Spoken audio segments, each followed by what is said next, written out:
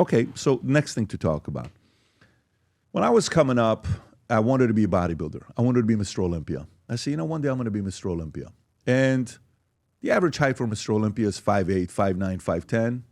I'm 6'3 and a half, 6'4". So for me, I didn't want to be 400 pounds off season.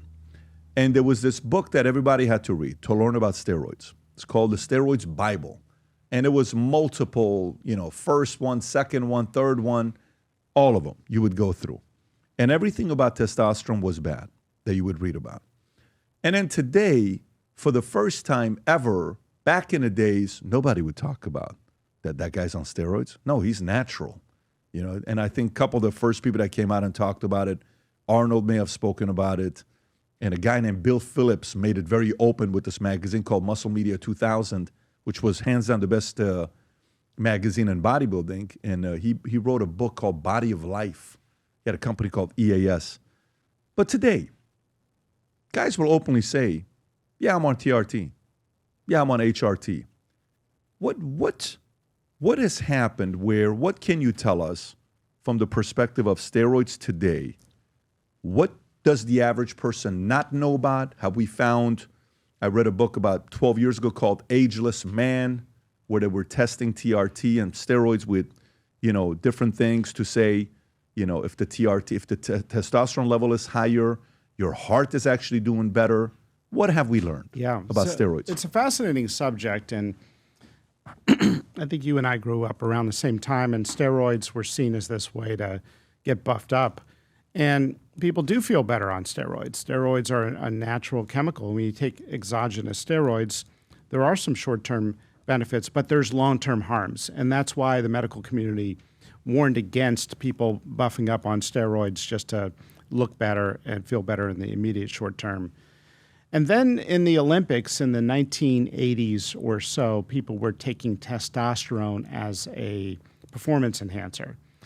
And all heaven and earth came down on those people. And that resulted in testosterone getting scheduled as a controlled substance.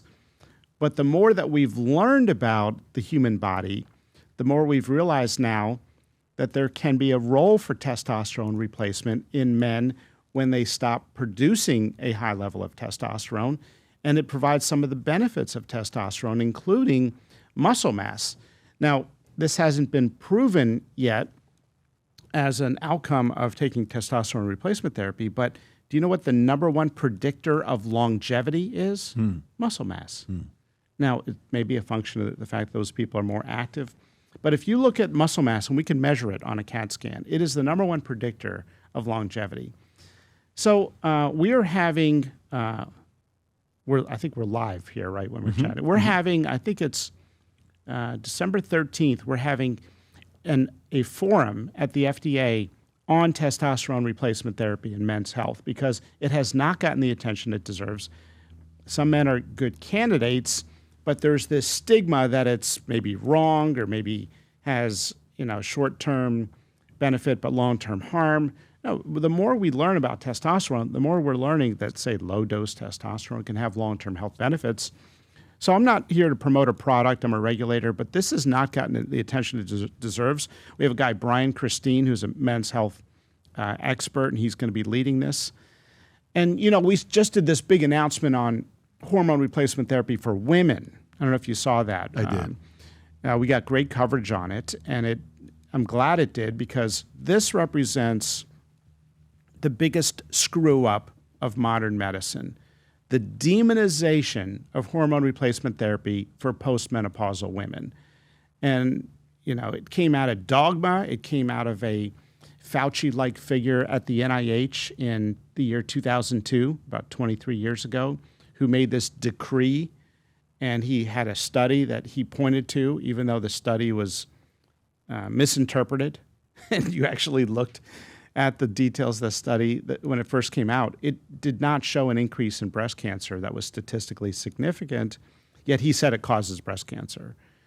No subsequent study has found that it increases breast cancer mortality, but women were scared out of this treatment. It's a life-changing, life-saving, life-extending treatment for many women when their body stops making estrogen between 45 and 55 years of age. They replace it with estrogen replacement, plus or minus progesterone, and they feel better and live longer. It not only alleviates the short-term symptoms of menopause, that is, when I say short-term, it can last 8 years on average. We were told in medical school, some women have symptoms of menopause, but they're usually mild and they're just last a couple years. In other words, just tough it up. These women are complaining, right? That was basically the male-dominated medical establishment. Now we know symptoms last 8 years on average, that 80+% of women have symptoms, and for most, the symptoms are severe. Where now they're more likely to get an antidepressant when they come in for their mood swings than they are estrogen, which can alleviate these symptoms of the hot flashes, night sweats, mood swings, weight gain. I mean, marriages have been saved by hormone replacement therapy in postmenopausal women. In what way?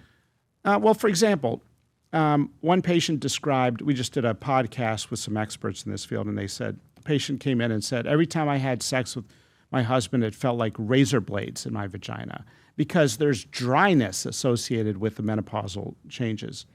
And so it can make sexual activity painful.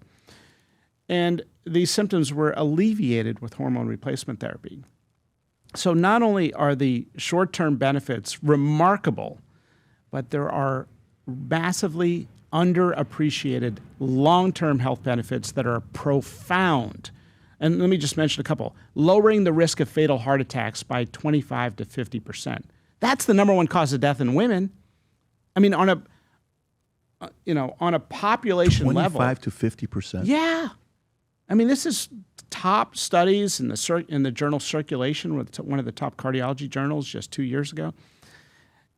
And it prevents osteoporosis, like 90% effective in reducing osteoporosis. It reduces the risk of a bone fracture later in life. If a woman makes it to 80, there's like a 1 in 3 chance she's going to have a hip fracture. And that can be the cause of death in many women because it leads to disability and surgery and then complications. Well, the root issue is the bones were weak because the estrogen level dropped off at menopause, and it's preventable with hormone replacement therapy. It also reduces cognitive decline later in life for a woman.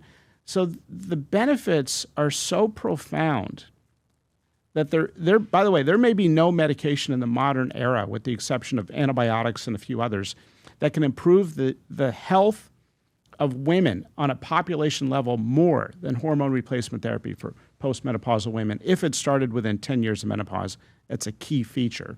So that means 60, because the study had a number 60 in it, right? Yeah. So starting 10 years before 60, so you're saying starting when you're 50 years old, so give or take?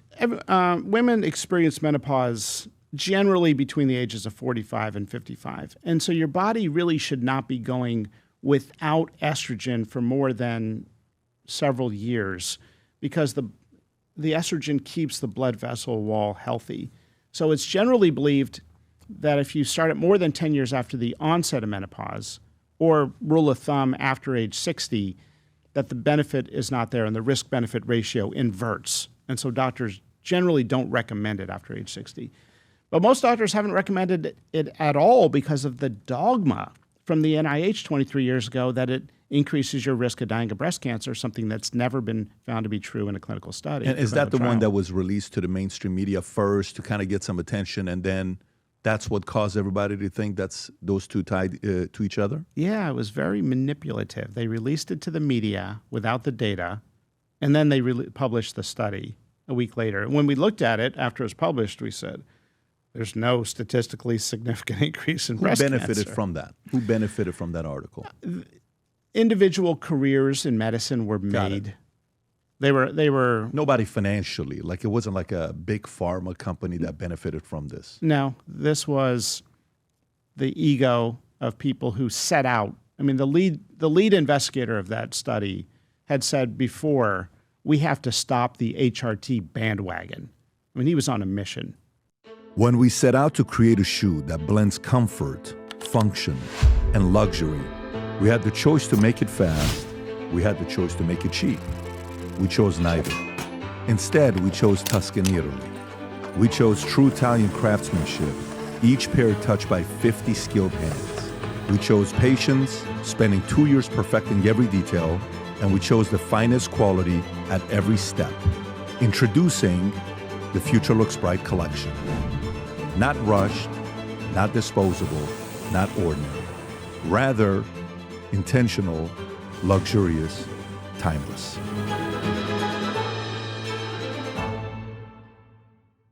If you enjoyed this video, you want to watch more videos like this, click here. And if you want to watch the entire podcast, click here.